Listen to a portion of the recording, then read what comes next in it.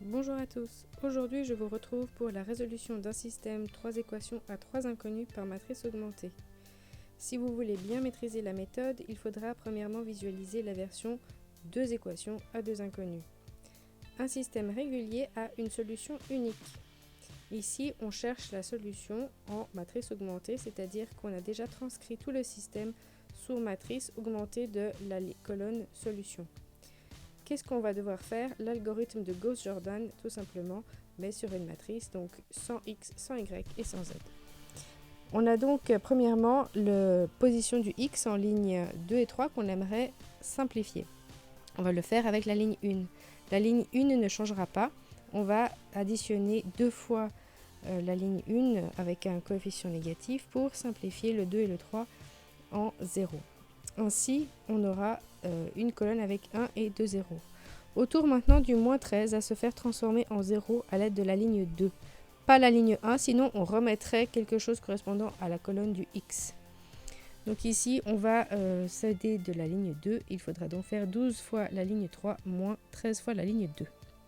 On obtient ici moins 71 qu'on veut transformer en 1 pour voir apparaître la matrice identité. Il suffira donc de diviser toute cette ligne par moins 71. On aura ainsi 0, 0, 1 pour la ligne 3. Et ici, l'exercice étant bien choisi, nous arriverons à une solution entière pour l'inconnu z. Ici, z est égal à 2. Maintenant vient le tour d'enlever les z dans les lignes 1 et 2. On va le faire à l'aide de la ligne 3. Donc transformer cela de la même façon qu'on avait fait transformer la première étape. Ici, on va faire en symétrie les 0 pour les lignes 1 et 2, mais sans modifier la ligne 3. On va ensuite voir que moins 12, il suffit de diviser toute cette ligne par moins 12 pour le transformer en 1. On aura donc ligne 2 divisée par moins 12 qui nous fait apparaître la solution du y. Et y ici est égal à moins 5. Il nous reste la première ligne à modifier. La première ligne se fait modifier comme chez Gauss-Jordan habituellement, donc en faisant apparaître un 0 à la place du 3, uniquement avec la ligne 2, puisqu'il n'y a plus besoin de changer la position du z. On a donc ensuite un 1 à la position du x, un 1 à la position du y, un 1 à la position du z, et le reste des zéros. On a ainsi la matrice identité qui a pris la place de la matrice A. Et dans la colonne solution initiale, nous avons la colonne de la solution finale. C'est celle que nous allons écrire. Donc, accolade et parenthèse, il s'agit d'un point dans l'espace, un point à 3 coordonnées, coordonnées x, y et z, et non pas 3 solutions distinctes. Que se passe-t-il maintenant si le système n'est pas régulier, c'est-à-dire qu'il n'aurait pas de solution unique, pas un x égale à un non, pas un y, etc. Ici, nous avons un système, transformons-le donc sous forme de matrice, une matrice A, une matrice X et une matrice B. Pourquoi ne serait-il pas régulier?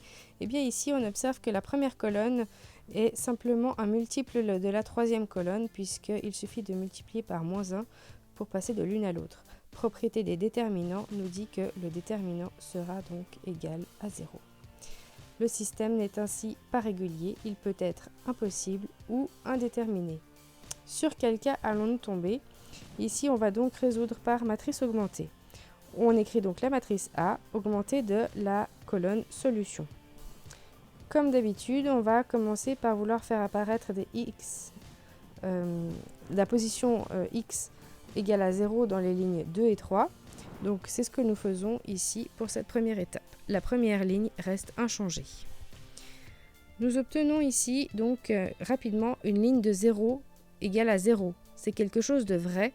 Cela signifie que notre système ne sera pas impossible, mais il sera indéterminé. Il faudra donc chercher une relation entre les différentes inconnues.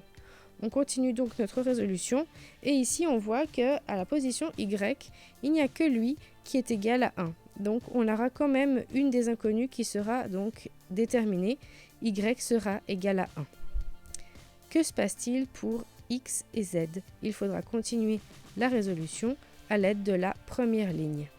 On va quand même la simplifier puisqu'on connaît la valeur de y. On va donc enlever la deuxième ligne à la première ligne et on obtient 1, 0, moins 1 et 0 pour la colonne solution.